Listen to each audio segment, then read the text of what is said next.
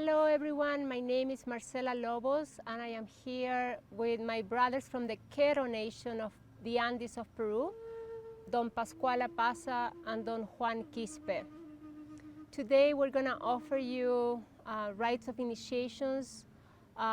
What for them is a beautiful invitation to become an earth keeper. In their language is a curacaccuyac, the one that masticates the wisdom that is sublime, that is so wise, that is difficult to see and understand from ordinary reality.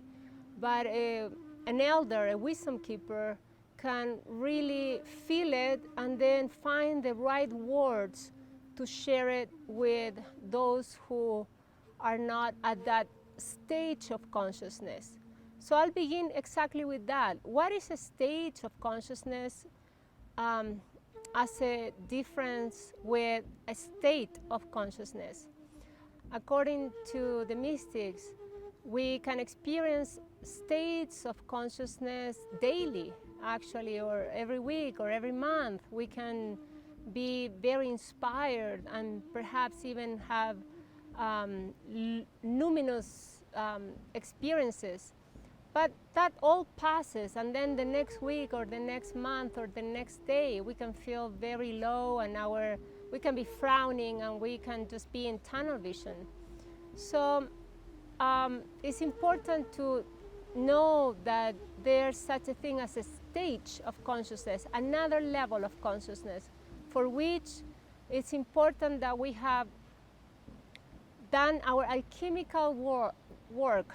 We have transformed those things that are limiting our vision, limiting our love, limiting our power to manifest. We have alchemized all of that, so we have an open mind, open heart, and just power to manifest, the belly. In the Andean tradition, it's called the yankai, the clear vision and thinking, the munai, the open heart, pure love, and the yankai, the ability to really manifest what we're inspired or what we know is the right thing to do. We can manifest it, we have the power. So when we have entered a new stage of consciousness, then we are more empowered in these three centers. And I will tell you a story to help you understand the difference of these two. At one point, a lady called Alberto and I, my husband Alberto, and I to visit us at Los Lobos Sanctuary, where we have a retreat center in Chile, in the mountains of Chile. And she was in North America. And she told us that she has been meditating for a week and had reached these states of samadhi, of great bliss, of great understanding, of great clarity, and that she loved us so much that she wanted to share this with us. So we said, sure, come and bring that to Los Lobos, happy to have you. And she had the resources, so she bought plane ticket right away, and she, in 2 days, was landing in Santiago at the airport in Chile. And our driver went to pick her up, and she made a mistake, and instead of going with our driver, she took another taxi and ended up in a different town, half an hour from us, and she was overcharged, and she was very worried. And of course, we got in touch on communication, and we sent another driver to pick her up. When our other driver picked her up, she was so upset and just really just fuming with anger. And she went to our place, didn't even want to say hello to us because she was so upset. So she stayed in her room for the rest of the day. And then the next day finally came out, and we say hello. And all that bliss and all that samadhi was off the window. It puffed. And she was right back to her inner woundings from childhood of being abandoned, not being seen, feeling that the world was not considerate with her, etc. So it was so obvious to us that she had been in these great states of luminosity and bliss and all of that, but it was not from working through what's difficult. It was not from walking on the fire herself, but it was out of privilege, having the privilege to just sit with all comforts in life for a week and not having to work and just like have time to just be. And so it's, for me, so clear the difference when we do our work, when something hurts and we have the courage to look at that hurt and that which makes us uncomfortable, and we just stay with it, and maybe we have a shaman, a healer, a friend, a therapist that help us through, but nevertheless we go through it, no matter how much we feel the squeeze, how painful, how sad, how this, how that, because we always are going to come out through the other side, and we're going to see life again. But we're going to see life again with more understanding, with more compassion, with more love. So that's how we actually just turn from being this empowered, hopeless, helpless sometimes, to being more empowered, hopeful, and wise. And of course, there's going to be so many lessons in life, and we're going to have to do the same alchemy with each painful lesson. And that's how we keep growing, as we say in the Andes, in our Munay, Yachay, Yankay. We keep growing our love, and the more we love, the more we understand, the more we understand, the more we love, the more we love and understand, the more we really have the incentive to create changes around us and in our own lives. In our Western modern society, we also have very important wisdom. I especially like to work with the individuation process of Carl Jung. In his words, we needed to become someone that can see himself, herself, in all the places that hurt and that make us feel uncomfortable, so we can eventually feel more and more comfortable with that and start seeing how we have the great archetypes in us, in our own psyches, like the mother, like the father, the wise old man, the wise old woman, the inner child. But the first archetype to enter into this process of growing up, so it's not about just awakening into a heavenly realm, samadhi, but we have to grow up to be someone useful and someone that collaborates in society. So we look at our shadow, those places that make us feel uncomfortable, so we don't end up projecting that onto others, but we become responsible of everything that is happening in our psyche. And eventually we learn to be our own mother, like we learn to take care of our emotions, like to process our own emotional life, and to be skillful in the outer world as well, not just the inner world, but skillful in the outer world. So in the end, we have a healthy feminine, healthy masculine, anima, animus, and the sacred marriage. And of course, when you have a healthy mother, father inside of us, then the inner child can come out and play. So we all want to be more like children, like more laughter, more joy, and so many traditions say that, you know, paradise, the heavens are for those who are like children. But it requires that. It requires to grow up to be a person that can hold the inner world, the emotional world, contain it, so we don't become borderline, like just spill all our insights in the outer world, and have more healthy boundaries and with the others. And so we become individuated, and that is not the same as egocentric. It's not about being egocentric, but to know where are my individual boundaries, so I am not confusing myself with the other. I'll tell you an example. Just 2 nights ago, I was having dinner with some people that I just met, and one of them, because she's a student, said to me, I have to say I am sorry to you, I have to apologize to you. I'm like, why? We just met. She's like, yes, but in a past life, I know that we have a karmic relation, and I need to apologize to you. And I say, okay, I accept your story, fine, but I could tell that there was a projection, and it had nothing to do with me. I felt zero energy with this lady besides just her being another human being.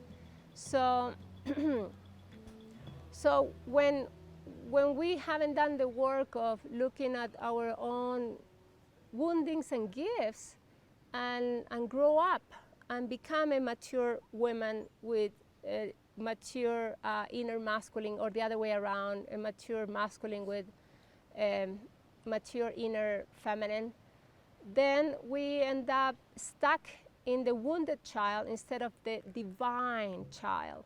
So that's what it takes, that sacred marriage inside of maturity. And eventually also this wisdom just really becomes part of us, and we have more equanimity in the midst of the upheaval around us, in the midst of all the problems and all the confusion that is around. Have you noticed that when there's chaos and quarrels, everybody is reactive? But the wise old man, the wise old woman, is just gonna look at all of that, and just eventually she will say some wise words, and she will not like get all excited and out of center like the others, but eventually she'll just go like this, or he'll go like that, and say 3 words, and whoa, calms the whole situation down. So this is the embodiment of what it is in the Andes, the Curacacuyac, the wise old women, the wise old men, that is the earth keeper, the ones that have so much love, so much vision, so much power to manifest, that is really like someone that can care with all that love for the children in the other side of the world, as much as for the children in our own community.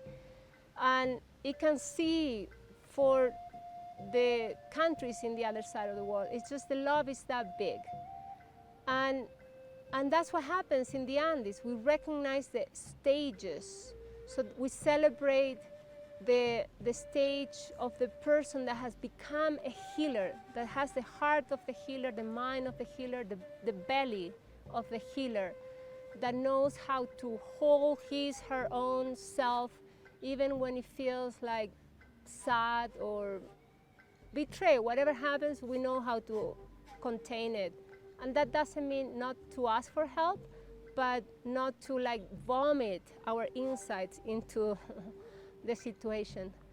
And then we grow up into the next stage, the Pampa Messiah, or day keeper, as we say in English. And this is the person that it has so much love and understanding that can speak with the feminine wisdom of the land, of the earth. So, of course, this is an earthy tradition, and the people that can just have a sacred dialogue, intimate sacred dialogue with the Mother Earth, can say thank you for the food, and just pray to her for the crops to come healthy, and that beautiful dialogue, so feminine, is the day keeper. Then the wisdom keeper, the next stage, is the one that connects us more to the masculine aspect of the divine and of spirit,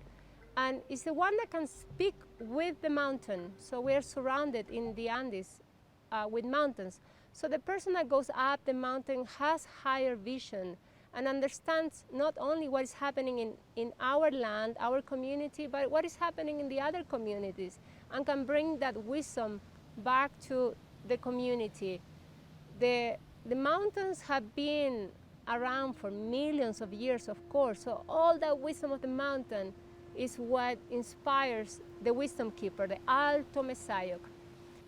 And for the Kurakakuyak, the earth keeper, the vision is so big that we get the inspirations from the star, from the cosmos, from the heavens, and that is what comes through, and the person, the elder, can masticate it, it can digest it, and offer useful wisdom to the community.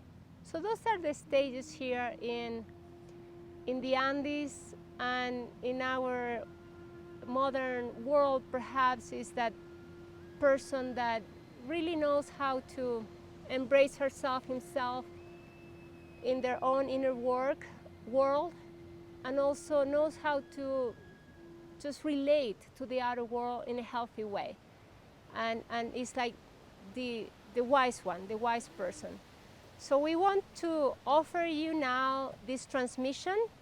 The winds are blowing here, it's so beautiful in the Andes, and for us it's very auspicious that we have the winds with us that can bring the ancestors, the lineage of the earth keepers. So that's what we'll do now. We'll offer you the initiation.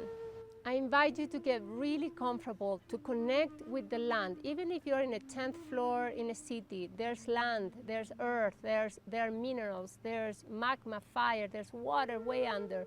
Connect with the elements, with the life on earth beneath, and allow the earth to pulsate her wisdom, and feel that love and wisdom in your own heart. Take some deep breaths. Allow the breath to connect you to your own body, to expand your chest, your heart, and also invite the heavens to come and inspire you. All the light, all the wisdom of the heavens, from the sun, Father Sun, Mama Kia, Grandmother Moon, star nations, the wisdom of the stars. Allow all that to start shining their blessings on you. And take some deep breath and allow that sacred marriage in your heart from Pachamama, Mother Earth, and the heavens. And keep breathing with the intention to be receptive to receive. And these are our mesas, our altars that hold the medicine for us here in the Andes.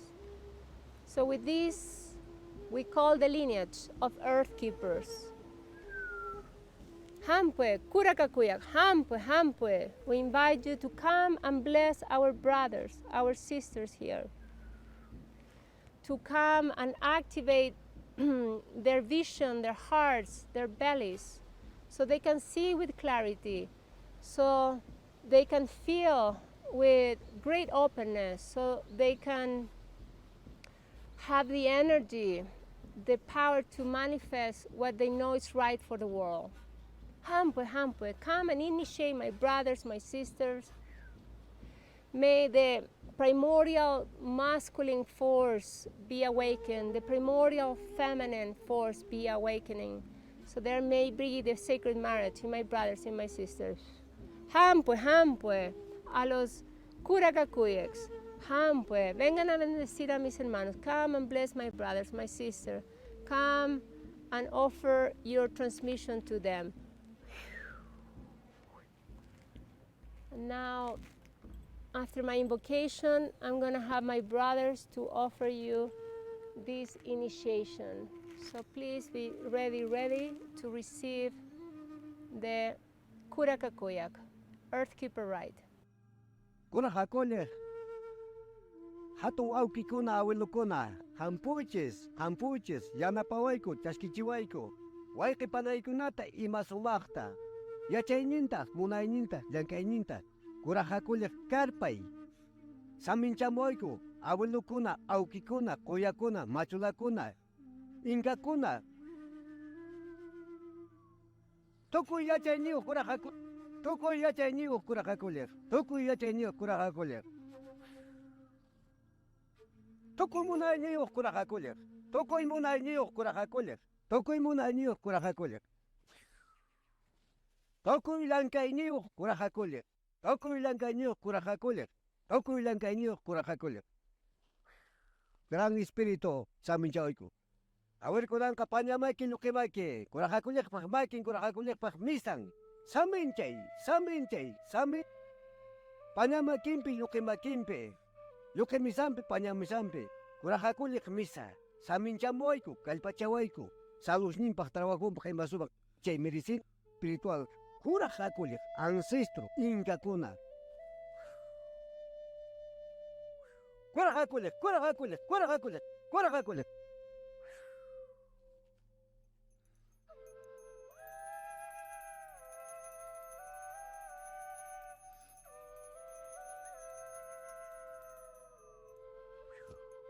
Gracias por pilar son koi.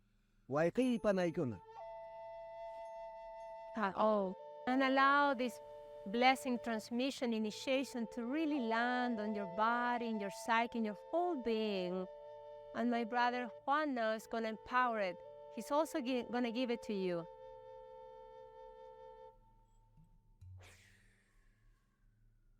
A ver, kunan kamanyarikuiki wajarikuiki. Kalpaikita kunan kaksumakta kuikuaiko. Kay sumak, kay wawaiki kunaman. Mañakuikikun. Kurajakulik espíritu. Kurajakulik yachayniyo, kurajakulik munayniyo, kurajakulik llankayniyo. Kay wawaikita kunan kay wawaiki kunata kunan sumakta. Kalpata kuiki kurajakulik espirituta. A ver kunan kakakushankis ñawpa kurajakulik kuna. Ñawpa abuelo kuna, abuela kuna, yachayniyo kuna, munayniyo kuna, llankayniyo kuna. Kankunak makikisan, kankunak sumakta. Kalpaykichesan kay wawaiki kunata. Pañata luketa kunan sumakta kalpayta kay kurajakulik espirituta kusa. Hampuy kunan sumata, kurajakulik yachayniyo, kurajakulik yachayniyo, kurajakulik yachayniyo. Hampuy yachaynimpi kurajakulik espíritu, hampuy. Inata jawar kunan kurajakulik munayniyo. Kay wawayki kunaman conecta y kalpanchay. Kurajakulik espirituta, kurajakulik llankayta, kurajakulik kalpata. Hampuy. Inata jawar kunan kaki. Ahora kunan llankay ninman, kurajakulik llankay, kurajakulik kunan sumakta chakran, sumakta kiwaiki kunata kunan kalpata koykuy, valurta koykuy ki kurajakulik kalpata koykuy, mañakuykiko sumak kalpaykita hampuy. Hinata jawar kunan pañamaki lukemaki, pañamiricino lukeméricino kakushanki, kay wawaiki kunata sumakta kalpata koykuy, mañakuykikun, kuraj espíritu, kalpaykita kunan sumak kiwaiki kunaman churaykuy, ahora sotempi makimpi, Hampumoy, kurajakulik espíritu, yachaynikita, munaynikita, llankaynikita kunan sumakta kiwaykiman kunan sumak. Hampuy, kurajakulik espíritus. A ver kunan ayuntin, kurajakulik yachay, hampuy.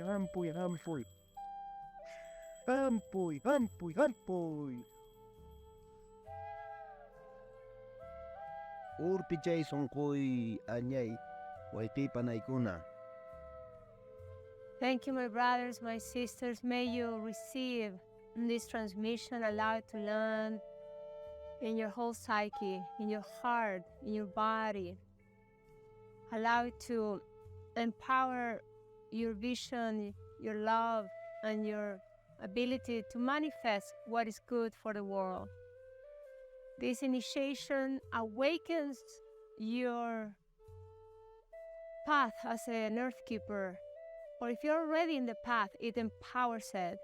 We invite you to really take on the invitation to be part of the solution for what the world needs today. Not just for humans, but all life. Thank you so much. Aho. Jay.